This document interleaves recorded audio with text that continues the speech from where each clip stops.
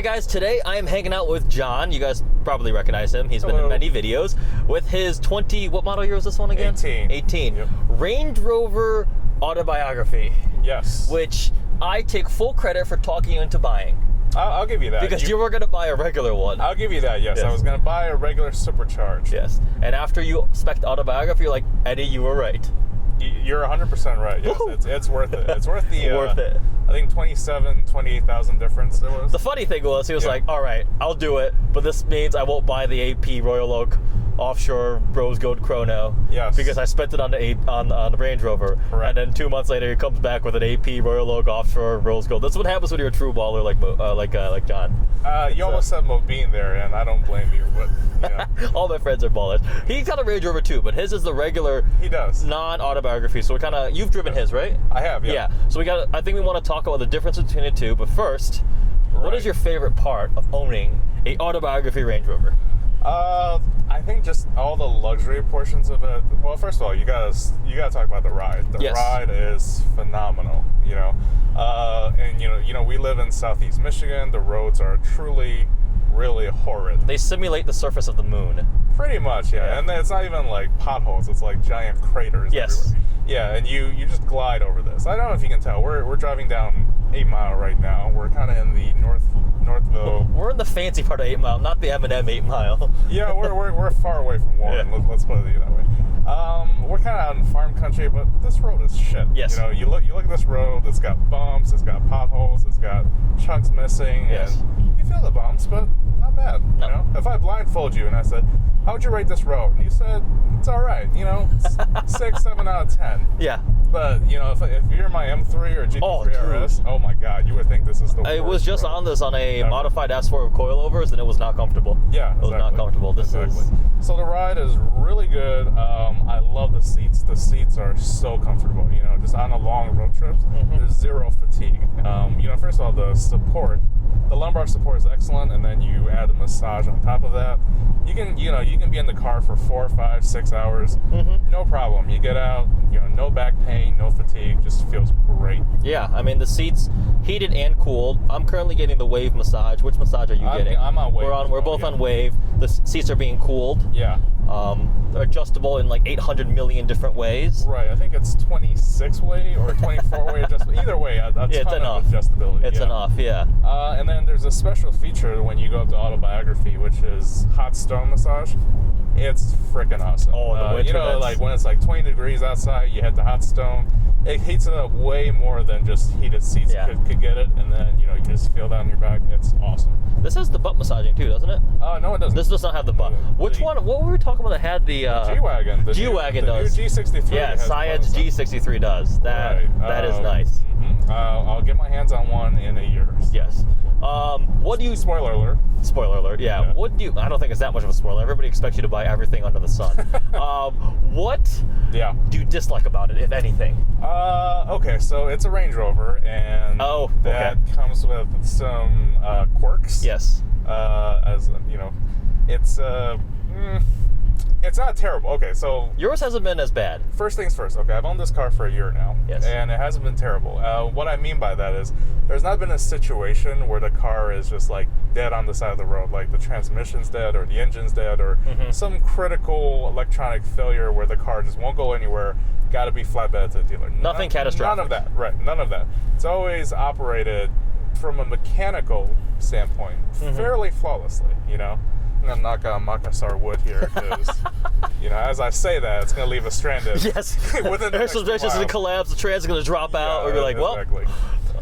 So having said that, there's still the electronic, I think, niggles, as the British might call. And what I mean by that is sometimes, usually this infotainment system starts up within less than 10 seconds. It's pretty good.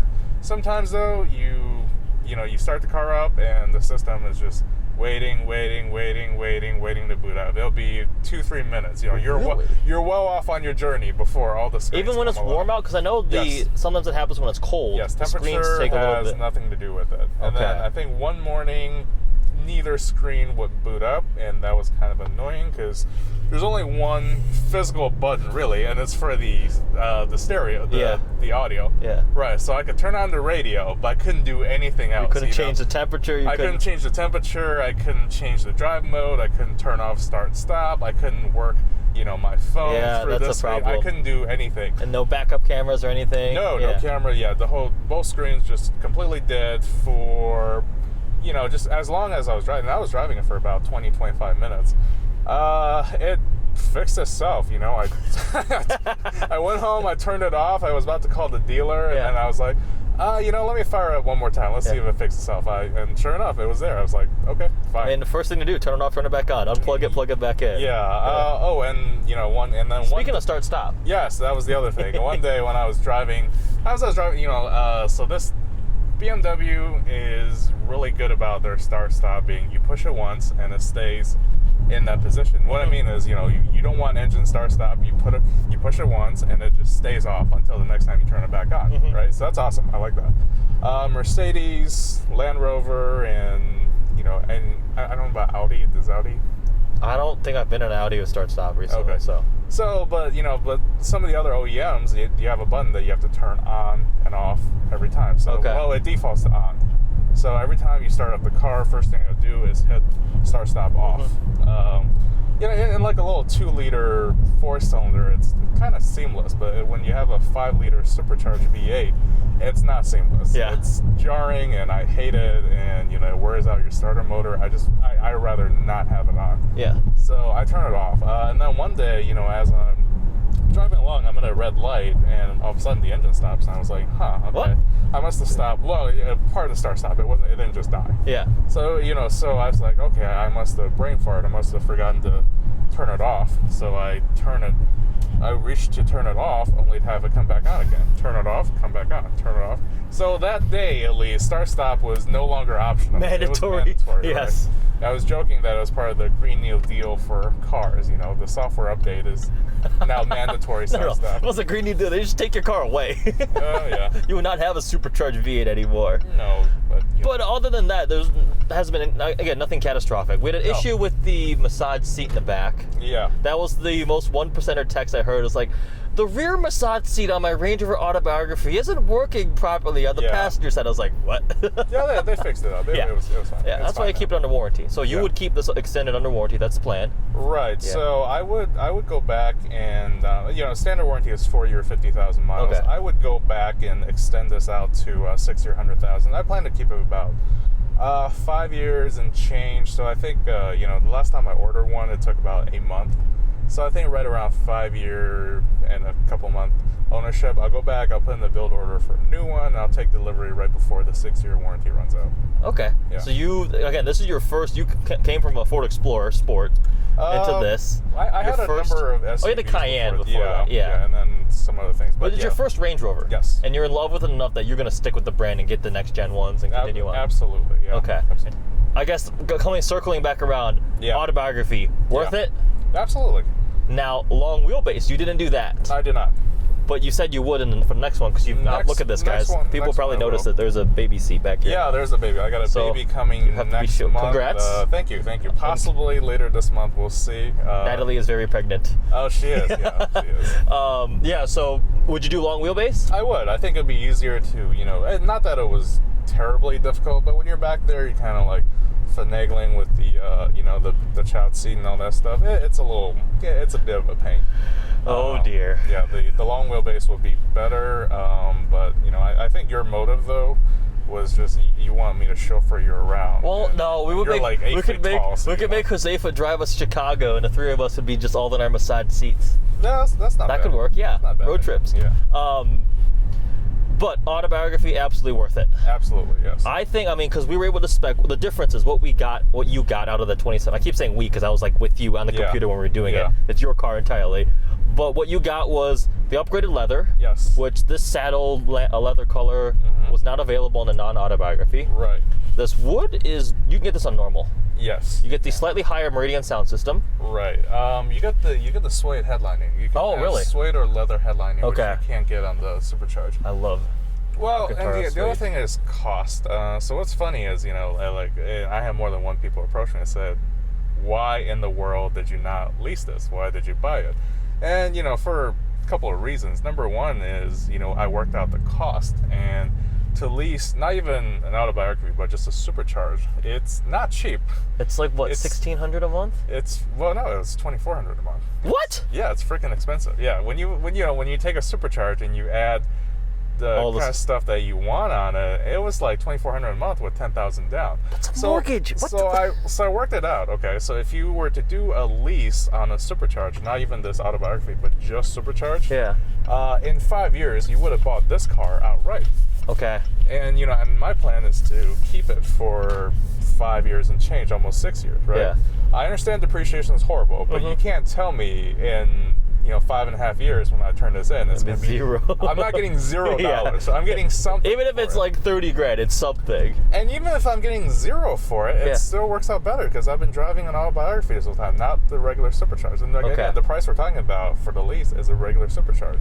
So for me, it makes sense. And if you look at the odometer, I put 5,700 miles on it in the 1 year that I had it. Yeah. So I'm on pace to put 30,000 some odd miles on it over 6 years. Yeah, over 6 years. You're right. So when I turn it in, it's going to be in fairly decent shape. Yeah. I mean, you take very good care of it. Yeah, my kid's going to jack up the back a little bit, but I'll get it cleaned and detailed. It should be. It's going to become like Mobine's car in the back. Well, he's got like protective surfaces and covers on every every possible surface. Yeah, I think it'll be okay. I think it might be some stains that can't get. We'll see. Oh, jeez. I got rubber. The dad whip. I got rubber mats too, and by the way, for all of you out there with Range Rovers, don't buy like the cheap stuff. Get the Range Rover branded rubber mats. They're like the thickest rubber you'll ever see in your life. It's awesome. Yeah, they were nice. I remember installing them when you first got it. Yeah. So I mean, autobiography. You think it's worth it? I do. Okay.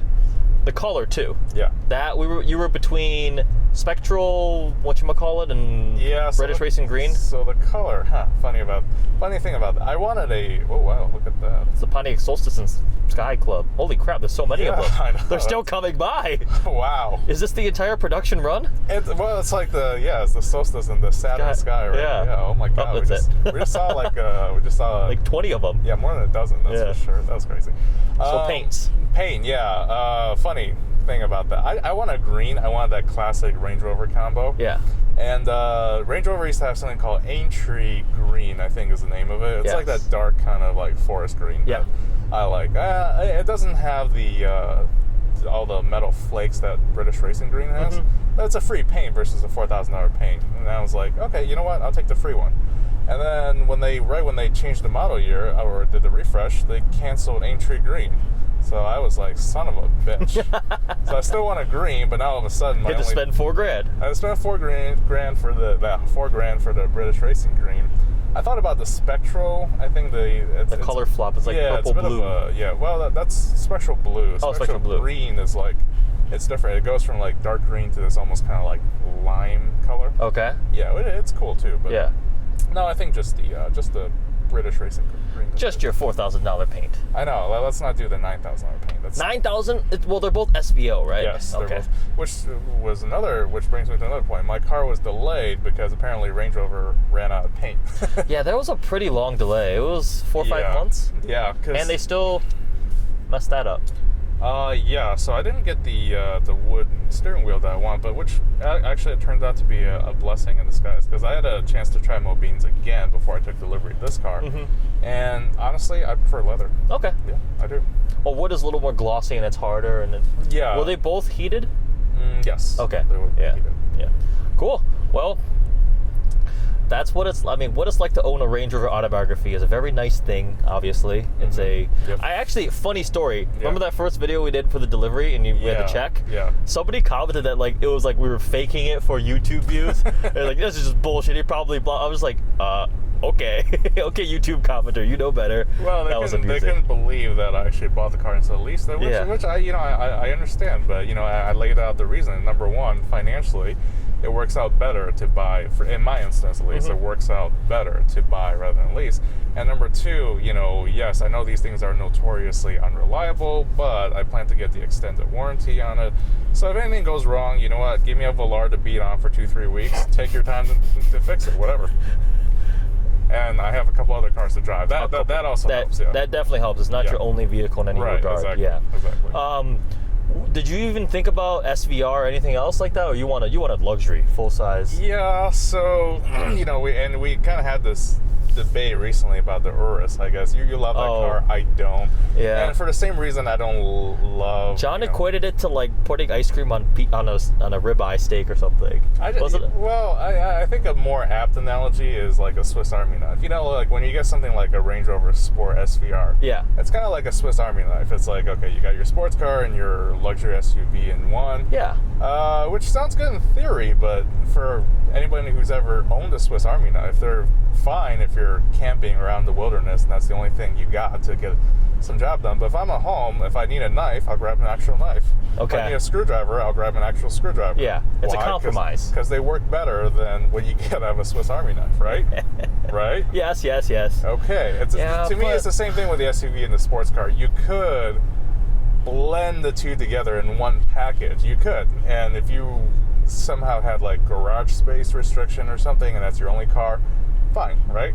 That's fine. But if you could have more than one car, then get yourself an SUV that's an SUV and a sports car that's a sports car. That's my take on it, you know, I mean.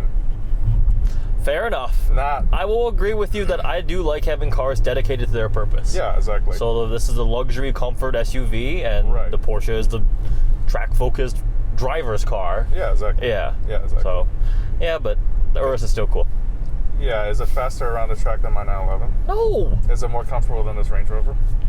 No. Okay then, so... But it's still so cool. Okay then. All right. Awesome. It appeals to my inner 12-year-old. Okay. I had fun driving it. All right. There we go. All right. No, I mean it's fine. It's like I said, if you have one car, Urus would be a great choice. I'm also not a huge. Coming from as a full disclosure, I did own a Porsche Cayenne at one point, but I didn't really love that car either. It was functional, but it was okay. It wasn't like a car that I get excited about driving. But just as a general rule, I don't like the concept of grafting like an iconic sports car face onto an SUV. It's a little bit forced to me. Fine. I don't like that. Stick with your Range Rover and the Porsche and your eventual Pista, and when you get an SVJ, and then eventually Chiron. You know, I don't like Lambo. It's just... You wanted an Aventador at one point. What? I did, and then I drove one. I was like, nope. That's true. He did complain a lot about how crappy it was to drive. Yeah. No, I think you know, it's like the iconic poster car, right? So growing up, you know, you think, I want a Lambo. Someday, somehow, if I have enough money, I want to buy a Lambo. You know, and I was lucky enough that I got to drive one before I committed to buying one. Yeah. Afterwards, I was like, nope. But the Huracan is much better. Huracan is actually amazing to drive. Sure. That is great. Mm-hmm. Yes, but the Aventador is not that great to drive. No, it handles like a dump truck. Handles and rides like a dump truck. Yeah, but it's perfect for somebody like Josefa who just wants to show off. Yeah, I'll give him that. You know, when you just want to, you know, please your social media following, nothing like vertical doors. It's hard to beat that. Billionaire doors. All right, there we go. Let's wrap this up. All right. What it's like to own a Range Rover Autobiography? It's awesome. It's awesome. Yeah. We've been cruising in comfort, isolated from the road, getting our backs massaged, the seats are being cooled. You know, and again, I think the best thing I can say about it is just after a long day at work, you know, we all like to think, every time we go out, it's like the perfect driving experience. It's not. Okay, there's traffic, the roads are shit, you're in bumper to bumper going 2-3 miles an hour, and it's generally unpleasant. But this car takes away as much of the pain as I think it's possible. So I'm in the car, my back's cold or heated in the winter, I'm getting a massage, I got my radar cruise on, so I'm not even working the brake.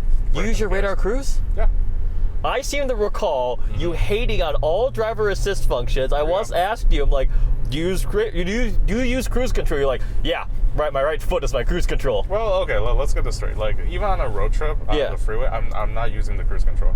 Only in traffic. I only use it in bumper traffic, and it's really nice. Yeah, it is. I mean, the driver assist features are great. These things you can just sit there wiggling the steering wheel every couple seconds, and it'll just cruise along the freeway. Yeah, pretty much. Yeah. And then and when I get home, I even gotta take a moment because it's just so nice in here. I was like, all right, give me another moment before I get out of here and go inside, because it's just and I feel more relaxed, more serene, more soothed, whatever adjective you want to use, after the journey than before I started. And I think that's the best thing I could say about this car, is that it just makes you relaxed and happy, and it puts you in this great mood, The pinnacle of luxury and comfort. Pretty much, yeah. There we go. Yeah. It's pretty, sounds like John is very happy with his Range Rover. Quite pleased, and yes. I can definitely understand why. Hope you guys like this video. Check out the full review of it. We'll do more stuff with this, especially comparing against the G63 will be fun. Yeah, sounds good. Give Side the call. And we got to throw Josefa into this thing and see how he feels about it, if he still thinks an Explorer Sport is a better vehicle. Well, he's misguided. Not only the Explorer, but a Range Rover is garbage, and the people who drive them are garbage. Yes, he said all that crap at once. I remember that. Yep. I definitely recall that. All right. Hope you guys like this video. Thanks for watching.